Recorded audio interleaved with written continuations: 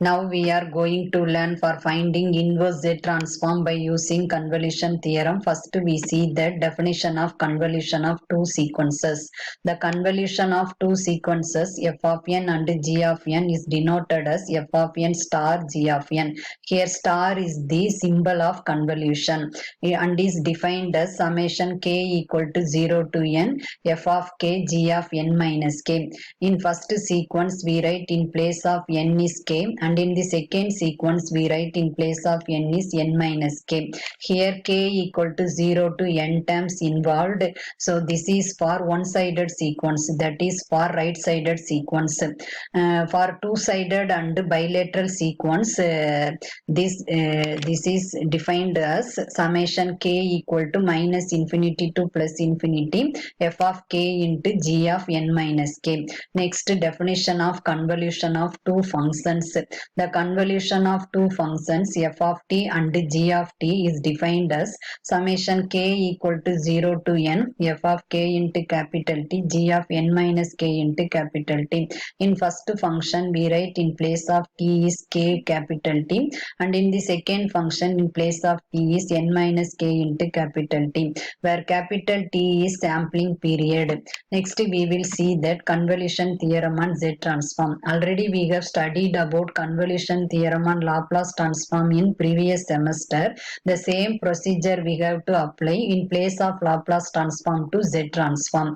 The statement of convolution theorem.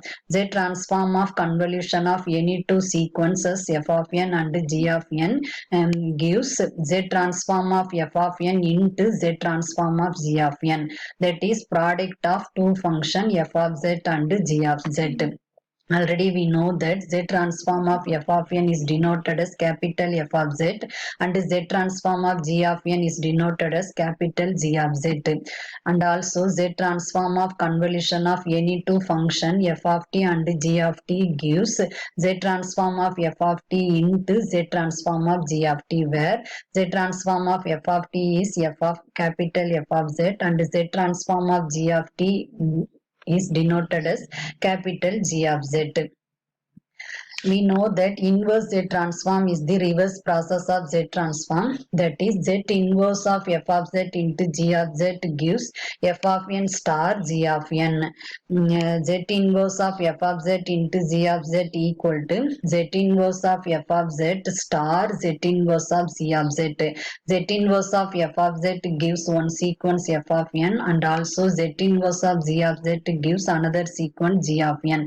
That is inverse Z transform of product of any two function f of z and g of z gives convolution of two sequence f of n and g of n.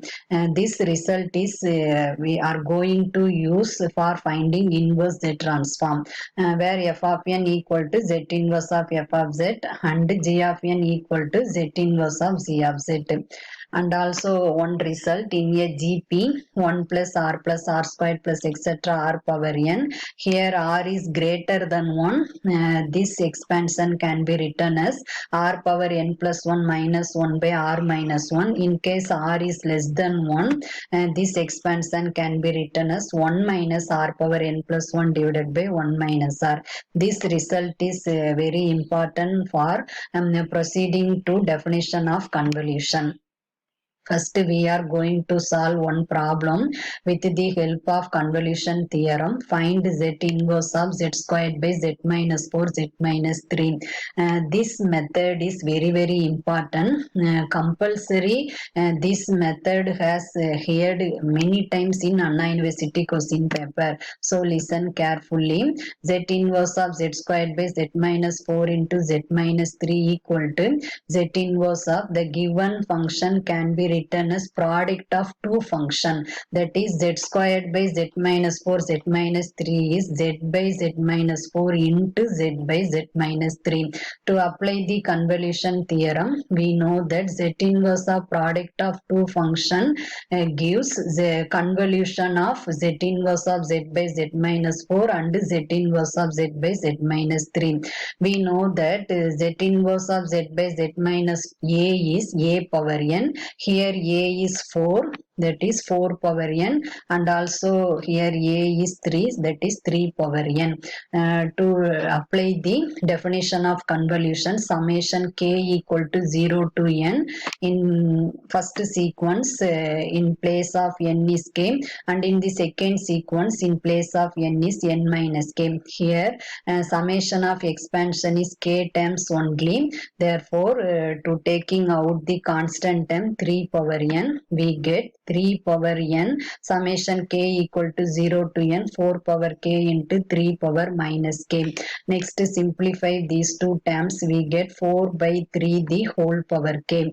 To apply the expansion of summation k equal to 0 to n, we get 4 by 3 the whole power 0, anything power 0 is 1, k equal to 1, we get 4 by 3 the whole power n, and also k equal to the last term n, we get 4 by 3 the whole power n. So this is the geometric progression. This geometric progression can be written as r power n plus 1 minus 1 divided by r minus 1, because r is greater than 1. Here r is 4 by 3. 4 by 3 is also greater than 1. Therefore 4 by 3 the whole power n plus 1 minus 1 divided by 4 by 3 minus 1. So simplify within brackets, we get 3 power n. In numerator, taking LCM 3 power n plus 1, we get 4 power n plus 1 minus 3 power n plus 1 divided by 3 power n plus 1, and also simplify in denominator, taking LCM 3, we get 4 minus 3 divided by 3. In denominator, simplify, we get 1 by 3. To move 1 by 3 to numerator, we get 3 power n into 3, 4 power n plus 1 minus 3 power n plus 1 divided by 3 power n plus 1. 3 power n into 3 can be written as 3 power n plus 1. So 3 power n plus 1, 3 power n plus 1 cancelled. We get z inverse of z squared by z minus 4, z minus 3 is 4 power n plus 1 minus 3 power n plus 1. Next we are going to solve another problem. Find z inverse of 8z squared divided by 2z minus 1, 4z plus 1 using convolution theorem. This problem has heard many times in Anna University question paper, so listen carefully. Before applying the convolution theorem, in denominator the coefficient of z exists, so taking out the coefficient of z, z inverse of 8z square divided by in first factor coefficient of z is 2, so taking out 2 we get z minus 1 by 2. In second factor coefficient of z is 4, so taking out 4 we get z plus 1 by 4. 2 into 4 is 8, so 8 cancelled. We get z inverse of z squared by z minus 1 by 2 into z plus 1 by 4. To applying the convolution theorem, we know that the convolution theorem, the given function can be written as product of two functions. Therefore, z inverse of z by z minus 1 by 2 into z by z plus 1 by 4. To applying the convolution theorem, z inverse of product of two function gives convolution of two sequence, that is z inverse of z by z minus 1 by 2 star z inverse of z by z plus 1 by 4. We know that inverse z transform of elementary function z by z minus a is a power n. Here a is 1 by 2 and also this term a is minus 1 by 4, that is 1 by 2 the whole power n star minus 1 by 4 the whole power n. To apply the definition of convolution, summation k equal to 0 to n, in first sequence 1 by 2 in place of n is n minus k, because in this problem the second sequence is negative terms involved. Therefore, the first sequence in place of n is n minus k, and in the second sequence in place of n is k. Therefore, summation k equal to 0 to n, 1 by 2 the whole power n minus k and minus 1 by by 4 the whole power k.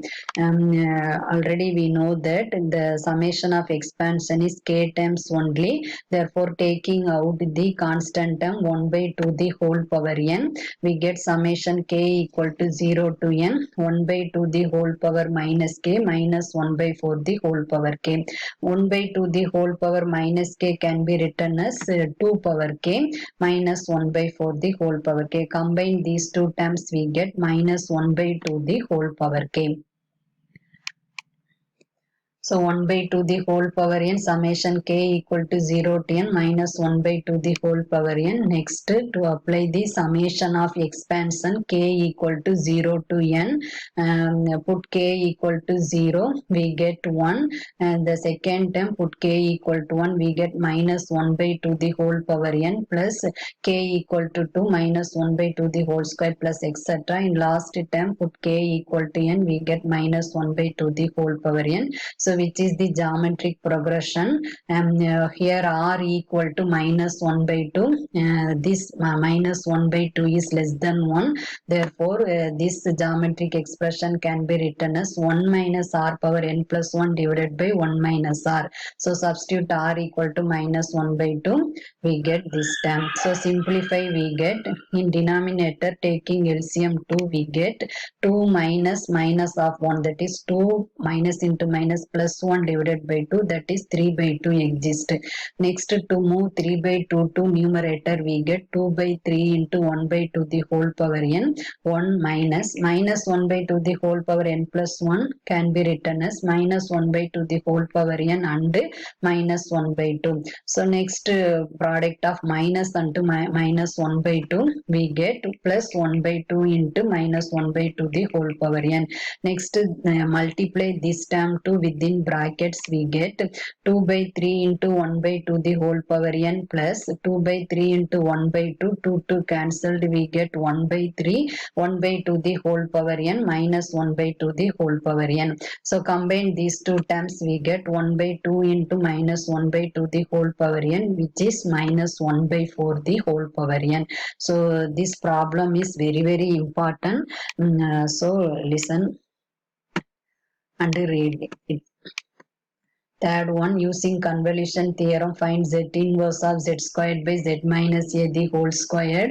And to apply the convolution theorem, z squared by z minus a the whole squared can be written as product of two function z by z minus a and z by z minus a.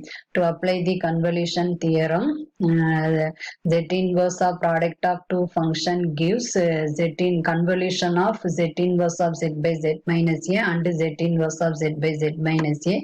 The symbol of convolution is star. Therefore, z inverse of z minus a star z inverse of z minus a. So already we know that inverse z transform of this elementary function is a power n. So a power n star a power n. Next, to apply the definition of convolution, summation k equal to 0 to n. These two sequence are positive sequence. Therefore, in place of the place of n is k, and in the second sequence in place of n is n minus k. Taking out the constant term a power n summation k equal to 0 to n a power k a power minus k. Next, combine these two terms, we get a power k divided by a power k. Combine these two terms, taking out the power k, we get a by a the whole power k. A by a is 1, that is 1 power k. Next, to expansion of summation, put k equal to 0.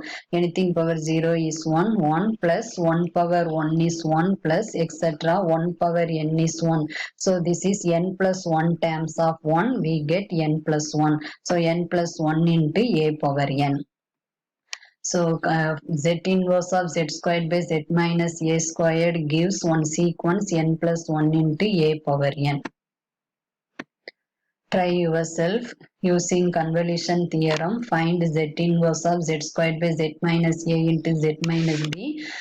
Before applying the convolution theorem, the given function can be written as product of two functions z by z minus a and z by z minus b, and then apply the convolution theorem. We proceed it. Next question, find z inverse of 14z squared by 7z minus 1, 2z minus 1. Before applying the convolution theorem, first in denominator coefficient of z exists, therefore taking out the coefficient of z and cancelled it, and then proceed convolution theorem. Third one, using convolution theorem, find z inverse of z squared by z plus 2 the whole squared. The fourth one, using convolution theorem, find z inverse